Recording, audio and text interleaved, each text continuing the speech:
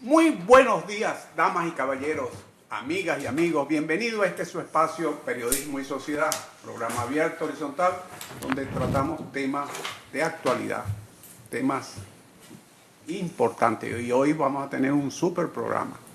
Este programa se transmite a través del canal 19, Cinevisión, en todos los cables de República Dominicana y para la diáspora, allende de las personas que están allende de los mares.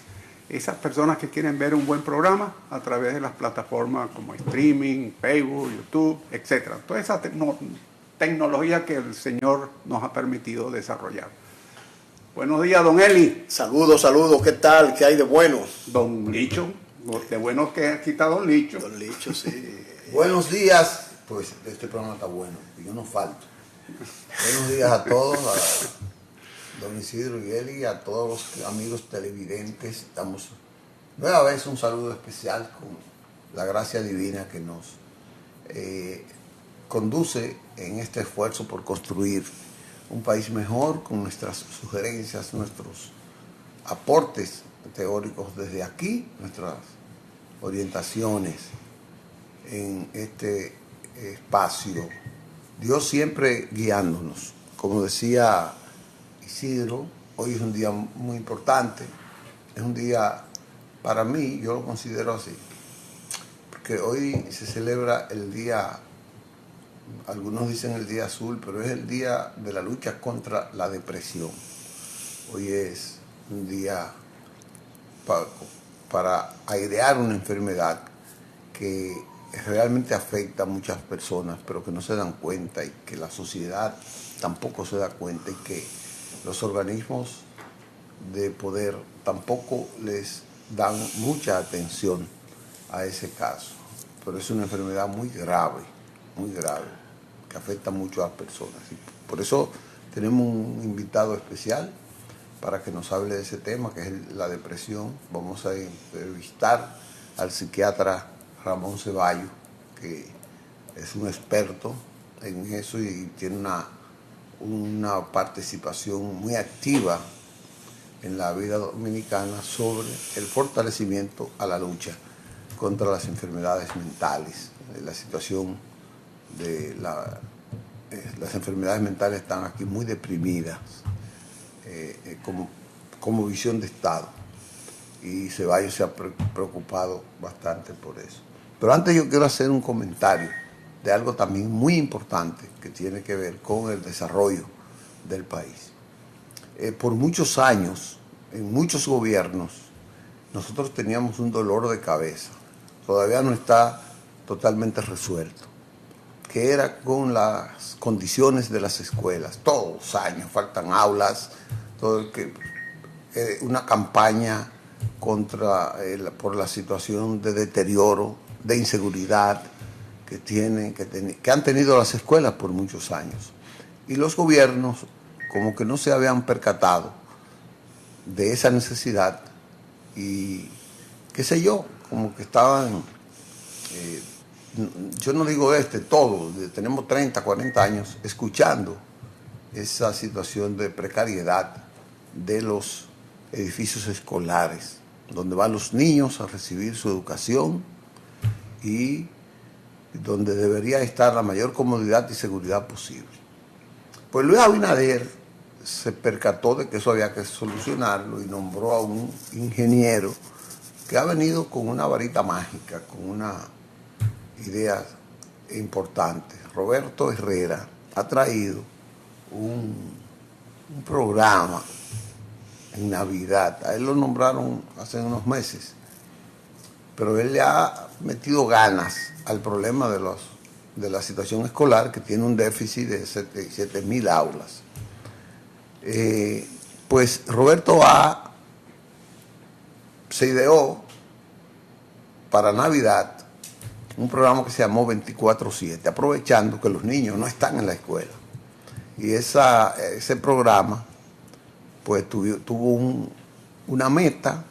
Se identificaron 228, 238 escuelas, liceos en todo el país que tenían las más importantes prioridades para ahí. Fueron identificadas por técnicos especializados.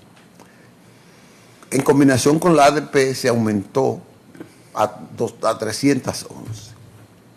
Bueno, pues en estos días de Navidad, creo que en 24 días, el Departamento de Infraestructura Escolar logró restablecer en condiciones extraordinarias, en condiciones bien, 253 aulas. Y eso implica, ¿no?, 253 escuelas, centros educativos y 1.800 aulas. Esto fue un gran avance, eso es un aporte importante. Decía ayer en un encuentro que hizo Roberto con la prensa, a la que tuve el honor de ser invitado, que lo más sorprendente y agradable para ese trabajo que trabajaban gente que debió estar en 24 de diciembre con su familia comiendo, el día de Año Nuevo disfrutando, en Navidad de vacaciones. No, esa gente trabajó de noche, de día y sacrificó su Navidad para mejorar la escuela. Que cuando volvieron los niños y los profesores, pues la sorpresa fue ver esas escuelas renovadas, hermoseadas, seguras, bien pintadas y con las reparaciones adecuadas. Y eso, repito, es muy importante y sobre todo que se continúe. Roberto anunció que eso se va a continuar y anunció que va a haber un premio para los liceos en cada provincia que estén mejor cuidados por sus autoridades, por sus maestros. Entonces se va a hacer un concurso del liceo o la escuela que esté más cuidada. Y ese concurso va a recibir entonces ese premio. Yo quiero felicitar al presidente por haber tenido el tino de escoger a Roberto y de haber hecho este programa importante. Ya, repito, van más de 1.800 aulas reparadas. Y dice él que van construidas 2.000 y tantas aulas, de un déficit de 7.000. El déficit es diferente a la reparación. El mantenimiento es a las escuelas que están, que no se le daba. Aquí hay una cultura negativa del mantenimiento a todas las obras del Estado. No se da mantenimiento. Pero qué bueno que Roberto lo ha hecho, qué bueno que lo ha hecho el cosa. Ese tiene audio. Vamos a poner ese audio, Humberto. Porque esta pared puede colapsar en cualquier momento y provocar daños tanto a la comunidad como daños humanos. Y estaremos dándole inicio automáticamente, o sea, lo ideal es lo antes posible, porque la comunidad realmente ya amerita que se le cumplan los requeridos. Esta pared la hemos reportado ya directamente a las autoridades del ministerio por vía del distrito y regional, y ahora, gracias a Dios, ya se está haciendo la intervención y sobre todo lo que nos llena de entusiasmo. Eso era un testimonio, son muchos, pero eso era un testimonio de ese esfuerzo. Felicidades al país, felicidades al gobierno y felicidades a ese equipo de la Dirección de Infraestructura Escolar por ese gran apoyo. Bueno, a la escuela, que ya es hora de comenzar nuestra labor. No, es loable esa decisión, pero hay que exhortar a las comunidades educativas a que protejan las escuelas, los liceos, a que lo cuiden. Yo recuerdo en mi época de estudiante, aún en la época de estudiante en la Universidad Autónoma, que los estudiantes no cuidábamos a veces los pupitres y eso hay que inculcarle a las comunidades educativas que es necesario proteger los liceos, proteger los libros, las bibliotecas. Yo recuerdo que en una ocasión detecté a un estudiante ahí en la biblioteca central de la Universidad Autónoma, despegándole la hoja a un libro para llevárselo y hacer un seminario. Entonces, y esto se ha extendido esto se extiende por todo el país. Poco a poco se ha ido recuperando y hay mayor respeto, pero la escuela que mejor cuide su estructura, sus utensilios, sus instalaciones sanitarias, esa escuela dará buenos resultados para los estudiantes. Sí. Hay que aplaudir esa iniciativa, cierto es, pero esa iniciativa pone de bulto algo, una falencia. Desgraciadamente es así. Que la única forma de resolver esa falencia es con descentralización. Muchas veces una lámina se le cae un tornillo mientras la escuela envía a la dirección correspondiente, la dirección educativa del municipio, de la provincia. Llega el informe, van, revisan. Cuando van a revisar ya no es un tornillo, se cayó la lámina. Cuando vienen a hacer el trabajo ya no es la lámina, se ha caído media, o se han caído 5 o 10 láminas, etc. Todo eso se resuelve con descentralización. Con descentralización, donde se incorpore la comunidad, como bien apunta él, esas cosas se pueden evitar. Cuando se cae un tornillo, inmediatamente colocar el tornillo. Entonces estos programas no harían falta. Desgraciadamente hacen falta hoy en día, se aplauden porque la falla hay que cubrirla y los muchachos necesitan sus escuelas en buen estado. Pero eso del mantenimiento, el seguimiento y el mantenimiento debe ser algo diario y la forma de hacerlo diario es descentralizando, incorporando las comunidades, incorporando los municipios, los ayuntamientos. Aquí hay una mala idea sobre los ayuntamientos, pero si tú no le transfieres a los ayuntamientos competencias y no los vas supervisando y no los vas reeducando, jamás llegaremos a un estado que funcione plenamente en beneficio de la ciudadanía. Pero esa política está, la descentralización está, tiene recursos para los pequeños defectos que tiene la escuela. Hay cosas que no puede. Hay problemas estructurales. Problemas estructurales que no lo puede resolver una comunidad. Pero sí, el arreglo de pupitre, arreglo de puertas, solución de problemas eléctricos y todo. Tiene una asignación presupuestaria cada escuela. Eso hace mucho. A través del 4%, eso se descentralizó. Y no desde antes. Yo recuerdo cuando Milagro Ortiz era ministra de Educación, eso se logró. Yo era presidente de la Asociación de Padres y Amigos de las Escuelas. Y eso se logró en ese tiempo y estaba muy, muy bien. Ahora los grandes defectos no los puede resolver la escuela. Lo que tiene que haber es acción pronta de solución cuando la comunidad se... Hay un problema también, y es que la comunidad no quiere integrarse a las escuelas. La comunidad no quiere asistir ni a las reuniones de sus estudiantes, ni a las reuniones de los profesores. Yo visité más de 10 escuelas este año y hablé con los psicólogos y todo, hice un recorrido en San José de Ocoa, en Asua y en varios campos. Y hubo una psicóloga que me dice, ¿tú sabes cómo yo logro que vayan al mes? Porque no hay manera, y esos muchachos son intratables, no hay manera de que los padres vayan a la escuela, no hay manera. Entonces lo que hace ella es que logra que el plan social le dé unas fundas de alimentos. Entonces ese día la reunión se lo compra la asistencia. Porque no van de alguna manera. Esa conciencia yo no sé cómo se va a hacer. Bueno, hay que trabajar sobre Pero hay que trabajar sobre ese carril. Correcto. Vamos a una pausa porque ya está aquí. Eso le preguntaremos al psiquiatra de invitado. Seguro. Vamos a la pausa y venimos con la entrevista central con el doctor Ramón Ceballos.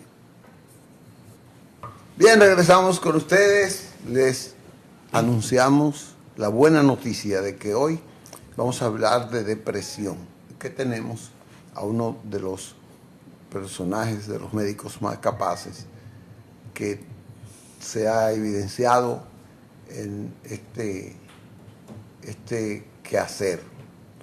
Ramón Ceballos, psiquiatra, nos va a hablar profundamente de ese tema, a quien le damos los buenos días. Ramón, buenos días. Muy buenos días, una gran oportunidad en este año que recién se inicia de compartir con estas tres importantes figuras de la comunicación en periodismo y sociedad. Gracias. Doctor, ¿qué es la depresión? Bueno, ¿Hay depresión chiquita, media, alta? ¿Cómo se mide eso? ¿Qué es? bueno, mira, la verdad es que la depresión es una de las enfermedades de salud mental que afecta a un mayor número de ciudadanos. De acuerdo a la Organización Mundial de la Salud, 280 millones de seres humanos han padecido o padecen de depresión. En la República Dominicana, al igual que en el Caribe, ha venido en la última década aumentando la cantidad de pacientes que manifiestan tener un grado de depresión. ¿Qué es la depresión? La depresión no es más que un estado de tristeza persistente, de sentimiento en el que la persona se encuentra en una situación que no tiene deseo de hacer lo que tradicionalmente hace, y sobre todo de desesperanza generalizada. Esto trae como resultado que precisamente aparezcan una serie de síntomas y signos propios precisamente de esa enfermedad. En la República Dominicana, lo cierto es que las estadísticas establecen que nosotros tenemos con problemas de salud mental un 20% de la población. Y eso significa que nosotros tenemos precisamente alrededor de 2.400.000 dominicanos y dominicanas que conviven en esta sociedad con problemas de salud mental. De esos que padecen salud mental, en la República Dominicana, reitero, las estadísticas establecen que nosotros tenemos un 27.6% que sufre precisamente de depresión. Eso significa que si nosotros tenemos ese porciento, alrededor de 400.000 a 450.000 dominicanos y dominicanas padecen de depresión. ¿Cómo nosotros nos damos cuenta cuando una persona padece de depresión? ¿Cómo se manifiesta esta? En primer lugar, casi siempre nosotros tenemos que esa persona se trata de aislar, esa persona pierde el apetito o en algunos casos puede aumentar su apetito, esa persona aumenta de peso, esa persona puede tener un ritmo de sueño que es inferior al que tradicionalmente tenía y en algunos casos puede ser un exceso también de sueño, pero también manifiesta una pérdida generalizada de energía para hacer las actividades que tradicionalmente hacía. Las estadísticas aquí en la República Dominicana... Antes de eso, doctor, hay dos factores importantes que por eso que usted está diciendo. La ansiedad, que me dice, parece que embarga a muchos cosas, y también la inseguridad del futuro de esas personas. Bueno, la verdad es que, aunque en algunos casos la ansiedad como enfermedad clásica convive, participa, forma parte de la depresión, tiene también sus características. Hay algunos estudios, yo incluso he publicado algunos artículos que hablan de la combinación de ambas enfermedades. Aquí en la República Dominicana, la ansiedad se expresa en un 21% de la población que sufre trastorno de salud mental. Que si entonces los ligamos o los juntamos con los que padecen de depresión, que dije anteriormente que son 27.6, nosotros estamos hablando casi de un 50% de la población que sufre de trastorno de salud mental, que de una forma u otra están en un alto riesgo en esta sociedad. Pero yo quería decirle a ustedes que precisamente en el día de hoy se está celebrando, y así fue la introducción de ustedes, el Día de la Depresión. Es un día mediático que se ha creado en los últimos años que trata de reflejar la situación que ocurre en el periodo que ellos llaman Blood Monday, que sería traducido al español lunes azul, en el que ocurre precisamente alrededor entre el día 10 y el día 13 del mes de enero, que aunque hoy no es lunes, pero se celebra alrededor de esos días, que es el resultado de lo que ha ocurrido, síntomas que aparecen durante el proceso de actividades sociales de fin de año, que se caracteriza fundamentalmente por un alto grado de depresión como resultado de problemas sociales que dejó o económicos que dejó ese periodo, así como también la incorporación a las labores profesionales y laborales del ser humano, y en tercer lugar como resultado de la frustración de no haber logrado algún tipo de objetivos que se había trazado para ese periodo, lo que trae como resultado ese estado de ansiedad. En este caso ya es una ansiedad como componente de la depresión. Entiendo por lo que usted está diciendo que cuando muchas personas cuando chocan con la realidad viene ese estado de depresión. O sea, tiene una imagen, tiene un sueño, pero chocan con la realidad, se despiertan y ven que la cosa no es como ellos piensan, y lo peor del caso que no saben cómo lidiar con esa realidad. Sí, realmente es así, pero es fruto precisamente de ese grado de depresión, porque hay diferentes acciones que se manifiestan en la depresión. Por ejemplo, la depresión es más frecuente en las mujeres que en los hombres, en una proporción de 2-1. Por varias razones. En primer lugar, los problemas sociales que tienen que ver en la familia, la mujer es que más los recibe, es la que más lo siente. Otro elemento que también favorece a que la mujer sea la que tenga esa proporción es el hecho de el periodo perinatal. El hombre no sufre de periodo perinatal. Entonces ese periodo de embarazo, parto y posparto trae como resultado un estado, ahí entra precisamente la ansiedad como principal componente de la depresión en ese periodo.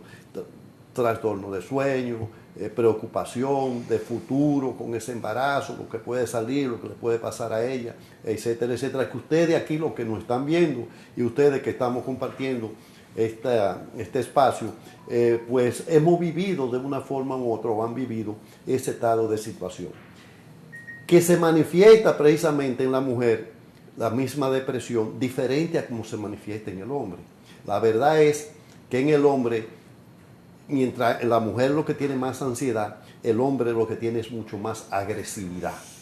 Y realmente tiene una actitud de rechazo y de violencia intrafamiliar. Violencia en términos de voces, términos verbal, como violencia en términos físicos. Y eso trae como resultado, que es lo peor, y es que en República Dominicana esto termina en suicidio. El hombre es el que más se suicida durante la depresión. Vamos a hablar de ese tema porque eso me gusta. Es el tema de la pregunta que yo le iba a hacer, pero se lo voy a hacer para que desarrolle ese tema después que vayamos a esta pausa. Bien, regresamos con ustedes. Les teníamos en el conversatorio anterior con el doctor Ramón Ceballos que nos definiera bajo su visión, su lupa, el impacto que tiene la depresión en esta cohesión social y en este desarrollo social que uno amerita en la República Dominicana. ¿En qué afecta la depresión a la sociedad? ¿Cómo lo afecta? Lo cierto es que la depresión tiene un impacto no solo personal, tiene un impacto social, un impacto familiar, incluso un impacto laboral. En cada uno de estos renglones, pues indudablemente se va a expresar. Tú tienes, por ejemplo, en la República Dominicana, que eso es uno de los países que tiene mayor cantidad de muertes por accidentes de tránsito. Alrededor de 29.6 muertos por cada 100.000 habitantes. ¿Qué ocurre? Bueno, el problema es que cuando la persona tiene toda esa sintomatología de la que he hablado y ese grado de irritabilidad que hay, ese grado de perturbación que hay, el problema social, que genera un problema familiar, y tú sales a la calle, tu parte psicomotora realmente se siente afectada, pero tu parte cognitiva, la que está en el cerebro, está precisamente muy comprometida y tú vas manejando y de un momento a otro tú estás perdiendo el concepto de lo que tú estás haciendo si tú te estás dejando llevar como una rutina. Y eso, si necesita que se te presente una situación que tengas que tomar acciones como chofer que eres, indudablemente no está en capacidad de responder en el momento que tiene que hacer, porque hay una parte motora comprometida y hay una parte psicológica. Entonces eso trae como resultado o que tú no frenes, o que tú aceleres, o que tú te desvíes. Y precisamente ahí viene el problema del impacto de la cantidad de muertes que nosotros tenemos, que no son como muchas teorías existen, que se deja esto a un lado y se le atribuye a desperfecto del vehículo o a situaciones de la vía por donde tú transitas. Eso es generalmente el argumento que se toma. Pero tú tienes también a nivel de la violencia que nosotros tenemos. Todo esto que te he dicho, que tú sales de tu casa en esa condición, cuando tú estés en la calle, por cualquier acción que se presente, tú observas que hasta por estar en una fila, en un supermercado, en un banco, que alguien se te atraviese, tú reaccionas, o esa gente, mucha gente, reacciona con violencia, con irritabilidad, e incluso responde de una forma totalmente inadecuada. Entonces ahí hay un componente psicológico, hay un componente de algunas de las enfermedades de salud mental que de una forma u otra afectan a ese por ciento que hay en la República Dominicana, que de cada 5 personas, uno está afectado, o sea, ese 20%. Y entonces también nosotros tenemos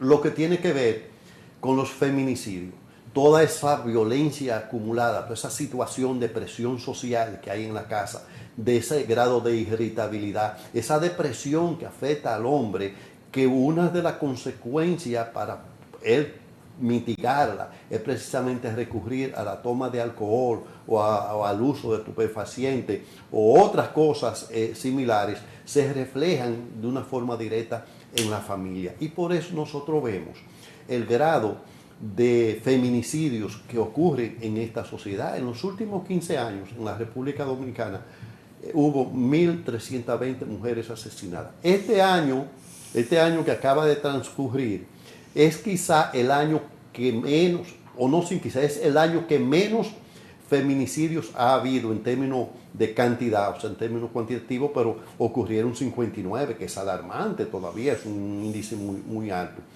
Tú te vas a un elemento que nosotros cuestionamos mucho y ha creado en los últimos tiempos en la República Dominicana titulares en los medios de comunicación que son alarmantes, que son precisamente los asesinatos de los padres, las madres a sus hijos, que es lo que nosotros llamamos filicidios. Los filicidios son precisamente el fruto de ese problema social que hay, de esa irritabilidad que hay, de esa pérdida de sueño constante que hay, de esa agresividad generalizada que hay, que trae como resultado que entonces ya esa paciente afectada, esa persona afectada, vea el futuro con desesperanza, porque una de las cosas que precisamente genera mayor desesperanza es la depresión. Entonces esa desesperanza, esa persona se la transfiere a sus hijos, no ve que realmente hay futuro para ellos.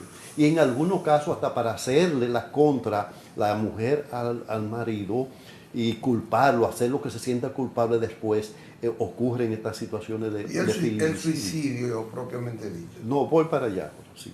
Entonces, esa parte, junto con el infanticidio, que aunque ocurre en situaciones muchas veces muy parecidas, son cosas totalmente diferentes, el infanticidio, que en este caso casi siempre ocurre por la madre, que, como decía ahorita, que nosotros tenemos un curso que no es recto durante el embarazo, el parto y el posparto de la mujer. Muchas veces esa depresión que ocurre en ese momento termina incluso con una depresión psicótica que trae como resultado precisamente que esa madre en esos primeros días cometa lo que se considera como infanticidio. ¿Tú decías, Licho? El homicidio, el suicidio y la relación con la depresión. Bien, el suicidio, mientras la mujer cursa la depresión, como le he venido explicando en la mañana de hoy, decía al principio que tiene mayor manifestación en el hombre, el grado de irritabilidad, de impotencia y sumado a eso entonces el consumo de bebidas alcohólicas y estupefacientes, trae como resultado que precisamente en el varón el suicidio es la forma más común como resultado final de ese transcurso, de esa carretera, vamos a llamarla así para que se entienda, en la que va precisamente montada la depresión. Todo el que se suicida, o en gran medida la mayoría del que se suicida, tiene un proceso de trastorno de salud mental en sus diferentes manifestaciones. No necesariamente tiene que ser depresión, pero puede ser una depresión que curse con efectos del espectro psicótico. Doctor, la depresión tiene algún componente genético. Hay seres humanos que venimos al mundo con una predisposición genética hacia esta enfermedad. Bueno, hay componentes genéticos que se heredan en algún tipo de enfermedad de salud mental. Generalmente, los trastornos de bipolaridad, en lo que cursa, y también nosotros podemos tener lo que es la esquizofrenia o los esquizoides, problemas que aparecen. Pero la depresión Es que es de causa... ese tipo de enfermedad, por ejemplo, la bipolaridad, cursa también con un componente o con un síntoma casi siempre de depresión, aunque pueda tener en algún momento de su vida o de su propio proceso un momento de hiperactividad. Más del 50% cursa con un periodo de depresión. Y asimismo ocurre con las enfermedades de tipo psicóticas, que traen como resultado que tú tengas alucinaciones, pero casi siempre también cursan con un contenido de depresión. ¿Se cura o no se cura? O sea, las terapias que se conocen hasta ahora para curar la depresión son eficientes. Porque hay mucha gente que recurre a remedios caseros, te hacen un té de qué sé yo qué en la casa, de canela mezclado con esto, y dice que le sube el ánimo a la gente. Mire, si la depresión se identifica dentro de la familia o en el momento donde se ocurre, con tiempo tiene realmente cura, tiene cura la depresión. Y la depresión se puede tratar en gran medida con terapia cognitivo-conductual, que es un tipo de terapia que es responsable de llevar a cabo los psicólogos clínicos, que en gran medida que tienen realmente efectos muy positivos. Vamos a ir a una pausa, pero le voy a dejar dos inquietudes en el aire. Alcoholismo y depresión. Y lo segundo, ¿qué instituciones del Estado actúan sobre este mal? Vamos a una pausa y regresamos con el doctor Ramón Ceballos. Bueno, volvemos con esta cátedra de ciencia médica de la mente con el doctor Ramón Ceballos. Dejamos en el aire dos inquietudes, alcoholismo y depresión. ¿Qué relación puede haber allí? Y lo segundo, ¿qué instituciones del Estado, si existen, atienden este tipo de dolencia? Yo le he dicho, desde el principio he venido tratando de ligar el hecho de cómo se manifiesta en el hombre la depresión, y entre las consecuencias de un hombre deprimido, lo primero que se presenta es precisamente, además de la agresividad que tiene, de carácter totalmente diferente, y de su ausentismo en su vida tradicional, el que recurre precisamente al consumo de alcohol. Lo que trae como resultado que entonces, en lugar de aliviar la crisis, produce una situación de agravamiento de la crisis, porque ya hay un nuevo componente que no estaba.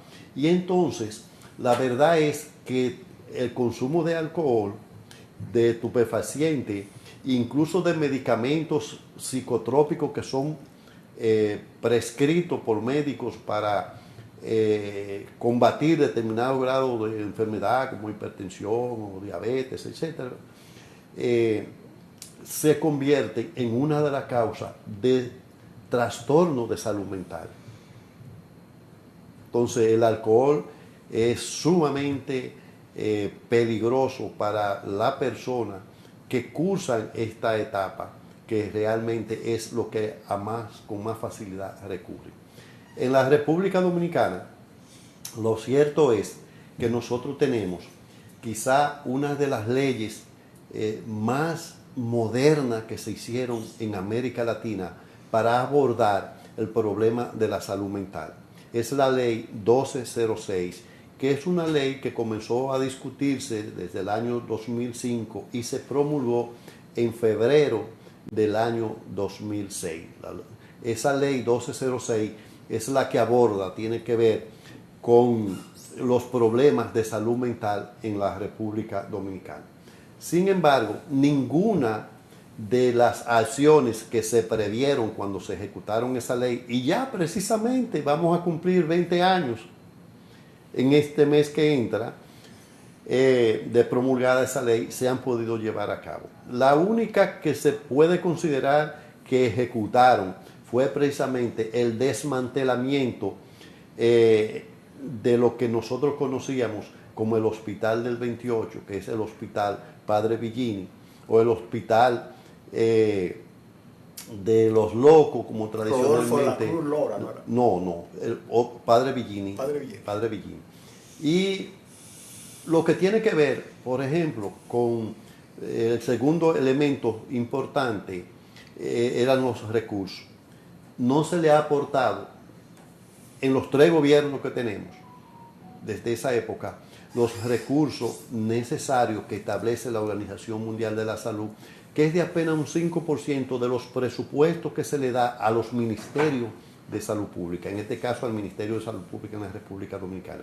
Este año que acaba de transcurrir, nosotros tuvimos un presupuesto asignado a las políticas de salud mental que estuvo por debajo de un 1%. No esperamos en este que se haya iniciado. En esos hospitales de los regionales, etcétera, no hay unidades que atiendan el tema de salud mental. Voy para allá. Entonces, ¿qué ocurre? Que ante la gran cantidad de personas que nosotros tenemos, estuvimos hablando de 2.400.000 dominicanos y dominicanas que están afectados con una u otra enfermedad de salud mental, no hay los recursos necesarios para eso. Pero también tenemos la desgracia de que la Organización Mundial de la Salud establece que deben haber como mínimo 10 psiquiatras por cada 100.000 habitantes en los países del mundo. La República Dominicana, desgraciadamente, tiene 210 psiquiatras, lo que significa que tenemos apenas 2 psiquiatras por cada 100.000 habitantes. Y esos psiquiatras realmente no están dentro del servicio público de salud de la República Dominicana, porque la ley 8701, que agrava aún más la situación, que tiene que ver con la seguridad social en la República Dominicana, es la que en los últimos 20 años ha definido las políticas sobre salud en este país. Y resulta que esa ley fue hecha en función, creada en concepto, para atender enfermedades físicas y tratamiento, no enfermedades preventivas ni enfermedades de salud mental. Esa ley, a través de las ARS, el programa de salud de medicamentos de la República Dominicana, no cubre ningún tipo de tratamiento para enfermedades de salud mental, pero peor aún, no cubre precisamente el costo de las consultas que se deben llevar a cabo, lo que significa que esta enfermedad no solo afecta a los pobres, sino que es una enfermedad que no tiene clase social para afectarla, y desgraciadamente este es un país con un 18% de su población como mínimo en un estado de pobreza, lo que significa que con los sueldos tan bajos que cursan la mayoría de los que logran trabajar, no le permite ir a un centro a tratarse con un especialista en salud mental, porque el costo del tratamiento de un paciente que tenga un trastorno de salud mental ronda entre los 12.000 y los 18.000 pesos mensuales. Mensuales. Oye, pero la verdad es que estamos... Un salario mínimo. Doctor, ¿y las llamadas boticas populares incluyen medicamentos para la salud mental? No, ese es otro problema que nosotros tenemos. Aquí hay 1.600 unidades de farmacia del pueblo. No, 1.600 unidades de atención primaria, de atención primaria de salud, pero resulta que la mayoría de ellas no operan como tal, y son centros que para poder implementar una política seria para enfrentar este problema de salud mental tienen que estar operando, porque son precisamente los que están en el barrio, están en el campo, en el más cercana a la gente, más cercana a la gente que pueda identificar. ¿Y los psicólogos no pueden actuar allí, los psicólogos? No, Salud Pública tiene 476 psicólogos contratados en todo el sistema. ¿Qué ocurre? Lo cierto es que hay una dependencia del Estado en la República Dominicana, y yo he venido planteando esa situación de la necesidad de definir política en ese sentido, que es el Ministerio de Educación. El Ministerio de Educación tiene la mayor cantidad de psicólogos clínicos contratados, pero tienen una categoría diferente y no pueden, precisamente de acuerdo al perfil, poder atender a pacientes. Doctor, qué lástima. Tratar un tema como ese con tantas variedades, con tantas profundidades, amerita mucho tiempo. Sí. Una hora no es suficiente. Nosotros que le vamos a agradecer su participación hoy, pero le vamos a solicitar encarecidamente que nos preste de su tiempo para continuar abordando ese tema, sobre todo el tema de la psicología escolar en ese terreno, porque hay muchas deficiencias ahí. Gracias, doctor Ramón Ceballos. Gracias a ustedes por la sintonía. Gracias a estos jóvenes que están a mi lado por el apoyo que nos dan. Hasta mañana, si Dios quiere.